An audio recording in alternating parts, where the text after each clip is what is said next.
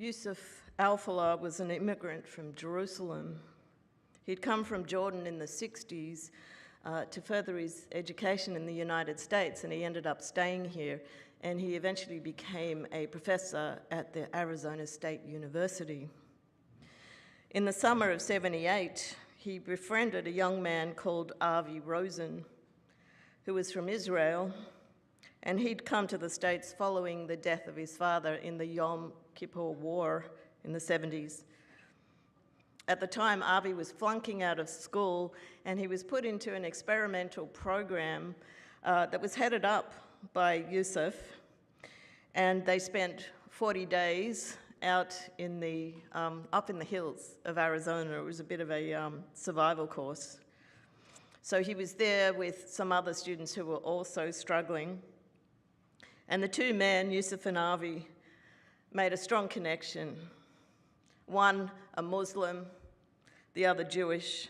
And they both saw that land of Arizona as being a very sacred place. They developed a great respect for each other, despite their differences in beliefs and the problems that both of them had experienced. And if we think about this for a moment, here are two men whose fathers could well have fought against each other.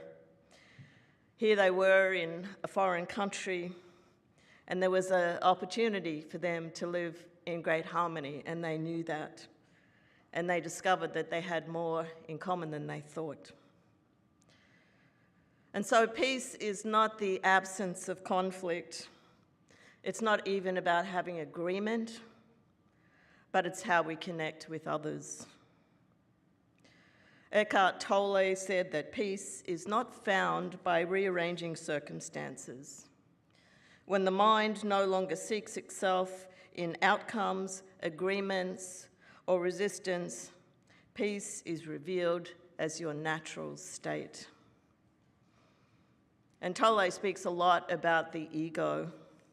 He says, you know, the egoic mind needs to have some opposition there so that we get a strong sense of ourselves. But he said, watch out for the ego. It tricks us because it tells us that, you know, peace is going to come after the resolution or after the agreement or when we've taken control of a situation.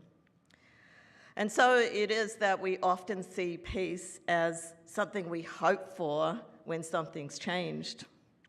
You know, as if we think that, you know, the change will happen externally and then there will be peace. Many see the resolution of conflict as something that we do with words or actions. And I've been reading the book, The Anatomy of Peace, and it puts it a little differently. The book speaks about having two inner postures, the heart of peace and the heart of war.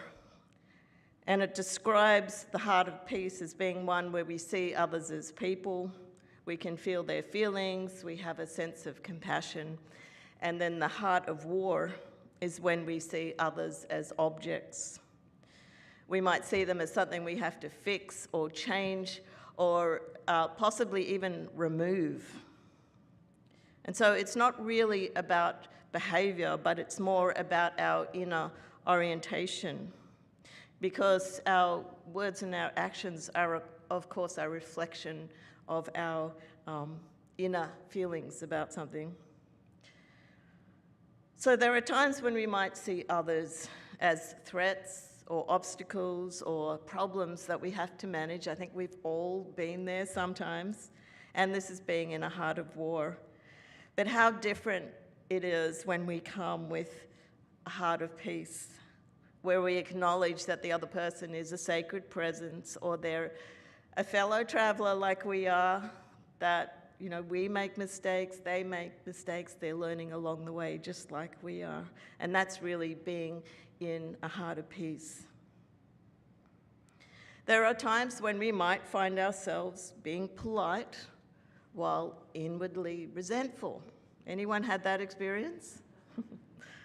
Or we might withdraw, we give up and we think, well, I don't want to be part of all of this, I'll just step out of it to keep the peace. But a heart of war does not have to be loud or violent. It can be very polite. It can be totally socially acceptable. A bit like when you're driving in traffic and that driver cuts in front of you, and you might notice you're saying, "Oh, I can't believe he did that. He's such a selfish person, and he's not thinking about anyone else, and he doesn't care about what's going on." And we just start to tell ourselves a story. So these are good things to notice. Or notice when someone disagrees with you, if you're mentally rehearsing what you're going to say in response, and you haven't even heard everything they're going to say, and maybe they're going to say something really good that you need to hear. Or when a person makes a mistake. This is one particularly that perfectionists might be able to relate to, that you can secretly notice yourself saying, "I would never have done it that way. I knew that wouldn't work." So these are moments when the other person becomes a problem to manage and the heart closes. Even if we cover it up with nice behaviour, the war is still going on inside. And so if you find yourself in a challenging situation, there is an opportunity to notice where your heart is.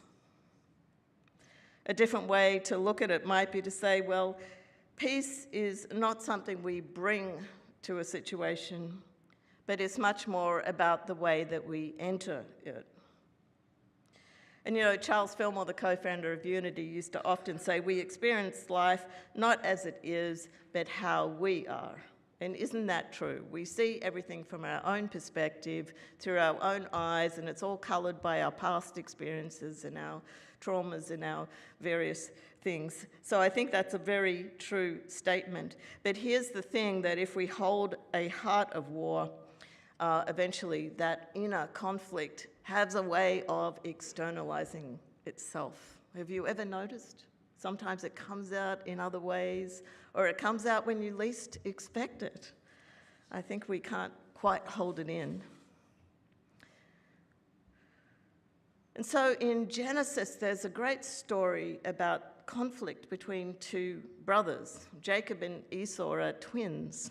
And I love a good twin story. All the twin stories in the scriptures are always great, so take note of them. So Esau is actually the firstborn, and he receives the birthright by tradition, and that means that he gets a greater inheritance, and he also gets a blessing from his father, and he's definitely the favoured son, being the eldest. Jacob is very upset about that, and he feels a bit left out and resentful about the whole thing, and he starts to scheme a way that he can get the birthright and the blessing off Esau. So the story goes that Esau is out in the field one day, he's been working really hard, and he comes inside and he's really hungry. And there is Jacob, he's stirring a pot of lentil stew. And Esau asks him for some food, and Jacob says, yes, you can have some food, but you have to give me your birthright. And Esau is so hungry and so exhausted from the day, he says, well, what good is a birthright to me if I'm starving? And, he has a good point. But then Esau swears an oath and hands over his birthright to Jacob. So Esau is willing to trade this important blessing for a bit of short-term relief, and the lentil stew becomes this symbol of how we can have inner hunger sometimes. We might have a fear over something, a sense of urgency where we want it to be sorted out, or maybe we're lacking in some way, and it can distort our decisions. But the story is set the stage for a big conflict, and Jacob flees, and the two brothers just are separated for a very long time.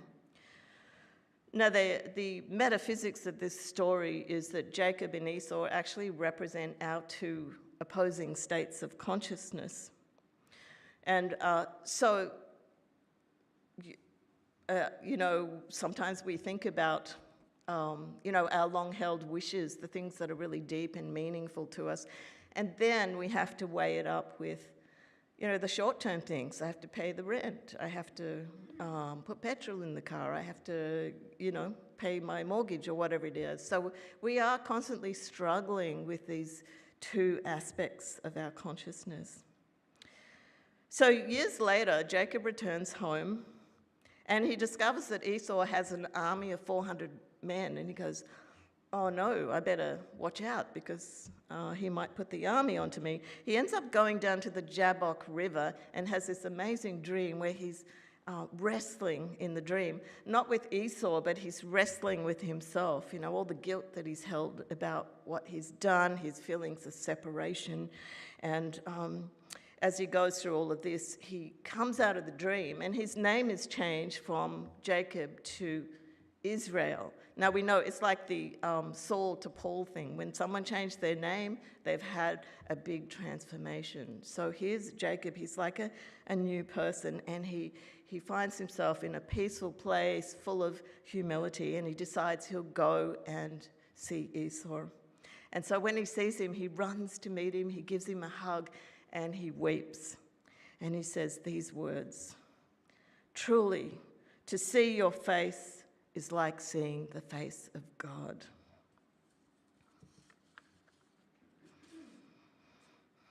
Eric Butterworth said that your enemy is never the person in front of you. It's always the enemy within your own consciousness.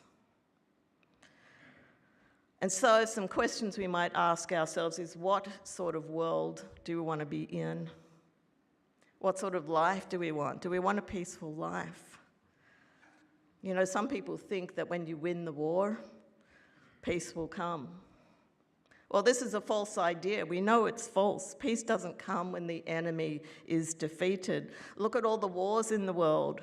There's wars have been won, and the war still goes on. There's still conflict between people. It doesn't get the resolution that we hope it will.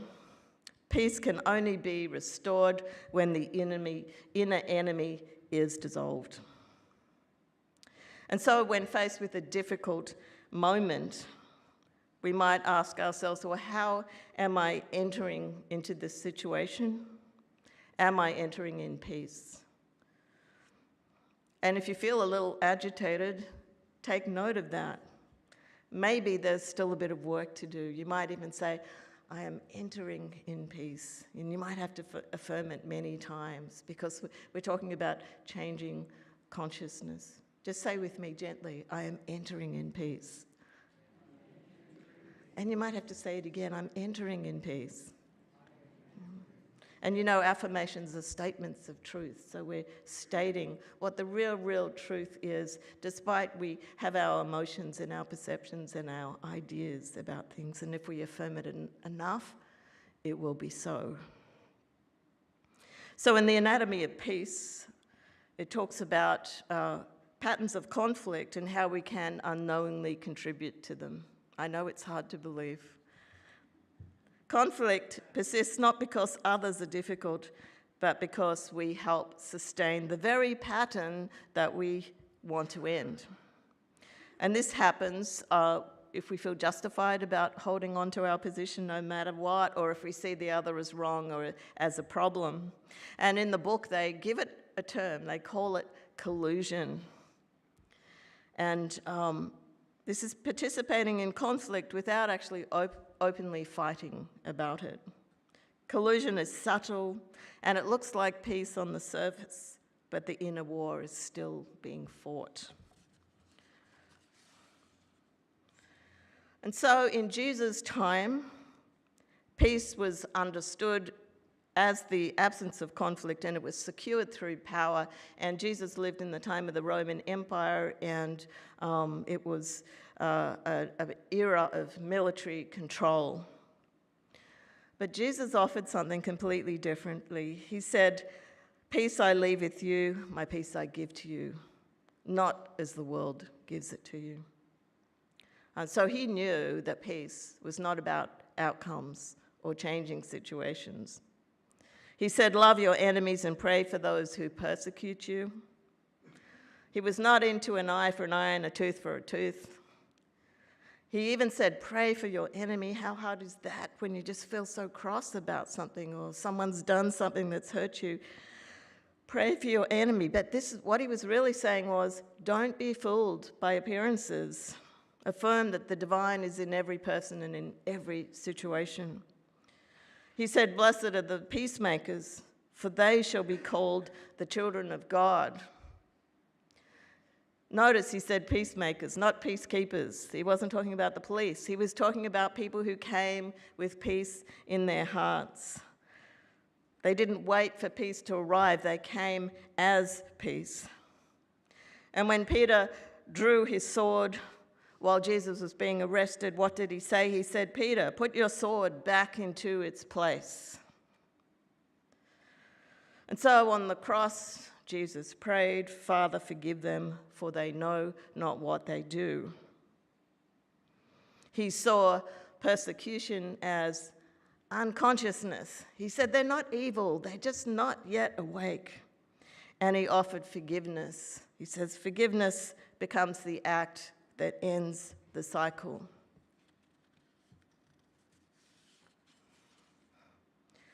And so today we're invited not to manage conflict, but to dissolve it.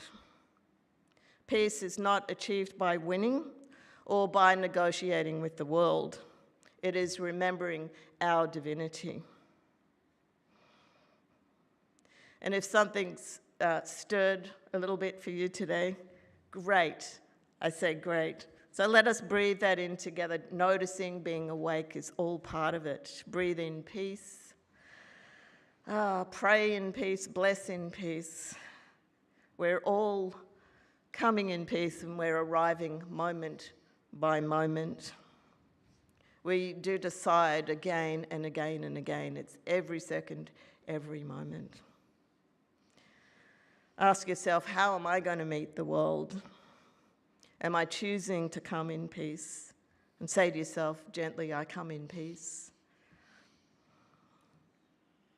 Let us redefine peace today, not as something that we wait for, but as something we are.